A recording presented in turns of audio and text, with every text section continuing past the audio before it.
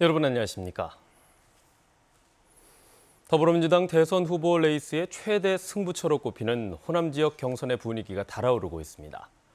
광주와 전남 지역의 대의원과 권리당원 투표를 시작으로 경선 일정이 본격화됐습니다.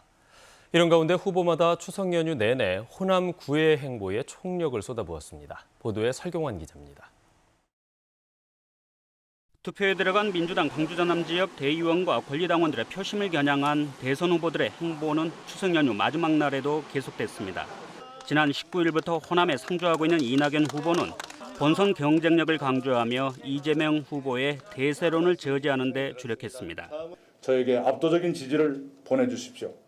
잘 준비된 저 이낙연이 경선에서 이기고 본선에 진출하게 해주십시오. 불안한 후보로는 안 됩니다. 안전한 후보로 본선에 임해야 합니다. 앞서 3박 4일 동안 호남을 찾았던 이재명 후보는 자신이 호남의 선택을 받을 것이라며 과반 득표에 자신감을 내비쳤습니다. 호남의 높은 민심 그리고 우리 국민들의 합리적인 집단 지성에 의해서 합리적인 결과를 내주실 거로 믿고 또 제가 할 수 있는 최선을 다해서 마지막 순간까지 임하도록 하겠습니다. 추미애, 박용진, 김두관 후보도 호남과의 남다른 인연을 강조하며 추석 민심과 당심을 얻는 데 안간힘을 썼습니다. 호남 지역 대의원과 권리당원은 20만 3천여 명으로 민주당 전체의 28%를 차지합니다. 여기에 역대 민주당 경선에서 호남의 선택을 받은 후보가 본선 후보가 됐다는 상징성도 커 호남 경선이 민주당 대선 레이스의 최대 분수령으로 여겨지고 있습니다. 이 때문에 호남 경선에서 이재명 후보가 과반 득표를 이어갈지 아니면 이낙연 후보가 역전의 발판을 마련할지 전국에 이목이 쏠리는 모양새입니다. 광주 전남 경선 결과는 오는 25일에 그리고 전북 경선 결과는 26일에 후보들의 합동 연설의 이후 발표될 예정입니다. KBS 뉴스 설경환입니다. 어제 오후 6시 기준으로 광주에서는 코로나19 신규 확진자 31명이 추가됐습니다. 신규 확진자 가운데 6명은 앞서 확진자가 나온 광주 동구의 한 목욕탕 관련 방문자와 그 가족들로 5명은 백신 접종을 완료하고도 확진된 이른바 돌파 감염 사례로 나타났습니다. 특히 초등학생과 유치원생 등도 가족에 이어 잇따라 확진됐습니다.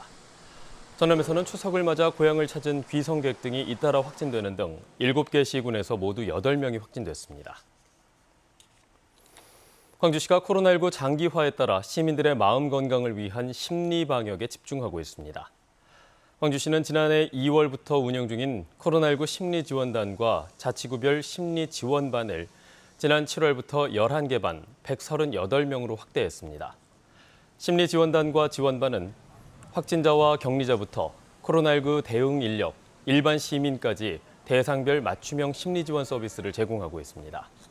특히 재난 대응 인력을 위해 숲 체험 프로그램을 진행 중이며 다음 달부터는 비대면 서비스를 확대할 계획입니다.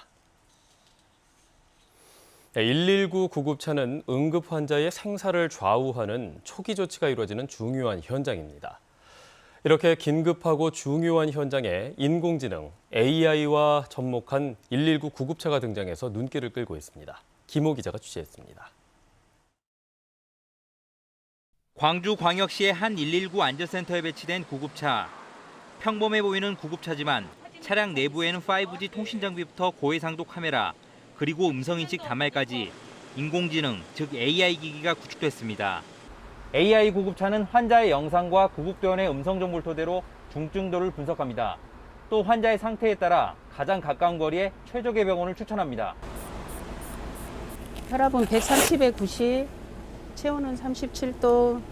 웨어러블 장비를 착용한 구급대원이 환자에 대한 기본적인 정보와 현재 상태를 입으로 소리내 말하면 AI 단말에 그대로 입력되고 의심되는 질환을 예측합니다. 또 이동에 필요한 시간과 각 병원의 실시간 의료진 여건을 고려해 이송병원을 추천합니다. 응급처치도 해야 되고 구급활동일지도 작성해야 되고 그다음에 이송병원을 선정해야 되는데 이런 선이 많이 부족하거든요. 근데 이 AI를 도입함으로써 이송병원이 신속하게 결정이 되고 AI 구급차에 입력된 응급 환자의 영상과 정보는 구급차가 도착하기 전에 병원으로 먼저 전달되고 의료진 역시 환자의 상태를 고려해 만반의 준비를 갖출 수 있습니다. 만약에 AI가 이게 보편화된다 그러면 처음부터 그 환자 생체 징후부터 심전도까지를 실시간으로 화면으로 알 수가 있고 병원으로서는 현장에서 있는 환자를 준비를 할 수가 있습니다.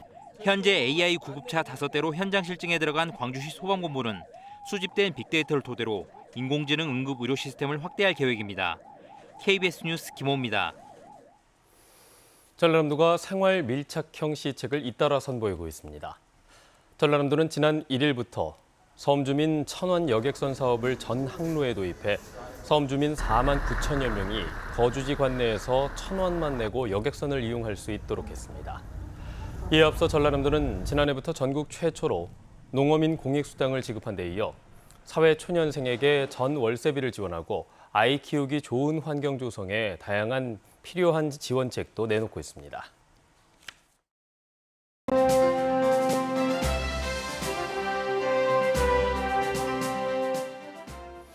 네트워크 소식입니다. 전남은 물론 전북 대부분 시군이 인구 감소와 열악한 지방 재정 등으로 소멸 위기를 맞고 있습니다. 다양한 자구책이 제시되고 있지만 효과는 그다지 크지 않은데요. 이런 가운데 고향에 낸 기부금을 지방 재원으로 쓸 수 있는 고향사랑 기부금법이 이번 정기국회에서 통과될 가능성이 커서 기대감이 높아지고 있습니다. 전주방송총국 이종환 기자입니다. 현재 전라북도 14개 시군의 재정 자립도는 평균 13.8%. 이 가운데 9개 시군은 재정 자립도가 10% 이하로 자체 수입으로 공무원 인건비조차 감당하지 못하고 있습니다. 저출생 고령화로 세수가 줄면서 전북 대다수 자치단체는 소멸 위기를 맞고 있습니다. 이러한 빈약해진 지방재원 충당을 위해 21대 국회는 개원하자마자 출향 인사가 낸 기부금을 지방 재원으로 활용할 수 있도록 하는 고향사랑 기부금 법안을 발의했고 지난해 9월 해당 상임위를 통과했습니다. 출향 인사가 거주지 외 자치단체에 기부금을 내면 지역 특산품이나 지역 화폐 등의 답례품을 받을 수 있고 해당 자치단체는 기부금을 주민들을 위한 사업에 쓰도록 하는 내용을 담았습니다. 실제 일본은 지난 2008년부터 고향 납세 제도를 도입해 자치단체의 세수 증대에 상당한 도움을 주고 있습니다. 지방재정의 도움뿐만이 아니고 우리 지역의 농축산물을 서울로 수도권으로 보낼 수가 있습니다. 기부금의 30%는 지역의 특산품을 보낼 수가 있는 것이거든요. 하지만 법안은 1년 가까이 국회 법사위 문턱을 넘지 못한 상황. 지자체마다 기부금 모금 과열 경쟁이 일어날 수 있고 준조세 성격의 반강제성을 띨 수 있다는 지적 때문입니다. 지방 소멸 위기를 극복하기 위한 마중물로 주목받고 있는 고향사랑 기부금법. 여러 우려를 딛고 법안 제정으로 이어질지 관심이 쏠리고 있습니다. KBS 뉴스 이종환입니다. 전라남도가 추진하고 있는 새천년 인재 육성 프로젝트에 대한 기탁금이 크게 늘었습니다. 전라남도는 인재 육성 프로젝트 장학금 기탁액이 첫 해인 지난 2019년 2억 8천여만 원에서 지난해 40억 원으로 급증한 데 이어 올 들어서도 현재까지 26억 원에 육박하고 있다고 밝혔습니다. 전라남도는 다양한 분야의 재능 있는 인재가 안정적으로 선정할 수 있도록 민선 7기의 핵심 시책으로 새천년 인재 육성 프로젝트를 도입해 지난 2019년부터 지금까지 지역 인재 4,600여 명을 지원했습니다. 광주시교육청이 광주교육 제한제도를 더 내실 있게 운영해야 한다는 지적이 제기됐습니다. 학벌 없는 사회를 위한 시민 모임은 최근 자료를 내고 광주시교육청이 일반 시민 등의 창의적인 아이디어를 발굴해 교육 정책에 반영하려는 광주교육 제한제도를 운영하고 있으나 채택 여부를 소관부서의 담당자가 결정해 다소 관성적으로 운영되고 있다고 주장했습니다. 시민 모임은 이에 따라 우수 제안이 채택되지 않는 사례를 막기 위해 광주시 교육청이 시민들이 다수 포함된 제안심사위원회를 구성할 것 등을 촉구했습니다. 오늘 새벽 0시 20분쯤 목포시 산정동의 한 아파트 12층 집에서 불이 나 30분 만에 진화됐습니다. 이 불로 집안에 있던 81살 김모 씨가 온몸에 화상을 입었고 부인 76살 박모 씨는 연기를 흡입해 병원으로 옮겨졌습니다. 경찰과 소방당국은 작은 방에서 불이 났다는 신고 내용을 토대로 정확한 화재 원인을 조사하고 있습니다. 광주시가 급여 끝전 나눔을 통해 모은 3,520만 원을 추석 소외계층의 생계비로 지원했습니다. 지원 대상은 중위소득 100% 이하의 시민 352명으로 5개 자치구에서 추천을 받아 선정했으며 1인당 10만 원씩 지급했습니다. 광주시가 2020년부터 추진 중인 급여 끝전 나눔은 10,000원 미만, 1,000원 미만 등 급여 일부를 기부하거나 일정액을 기부하는 것으로 광주시 공직자와 소방공무원, 공공기관 임직원 등이 참여하고 있습니다. 광주 영어방송이 기획 제작한 뉴미디어 콘텐츠가 베트남 국영방송에 송출됩니다. 광주 영어방송은 지역의 향토 맛집과 음식 문화 등을 베트남 현지인들에게 소개하는 유튜브 콘텐츠 안쌉 광주가 베트남 국영방송 VOV를 통해 베트남 전역에 방송된다고 밝혔습니다.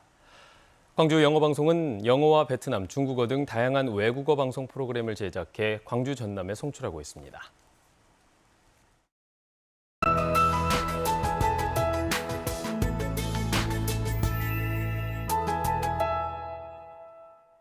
가을이 깊어지고 있습니다. 오늘은 낮과 밤의 길이가 같아진다는 가을의 네 번째 절기 추분인데요.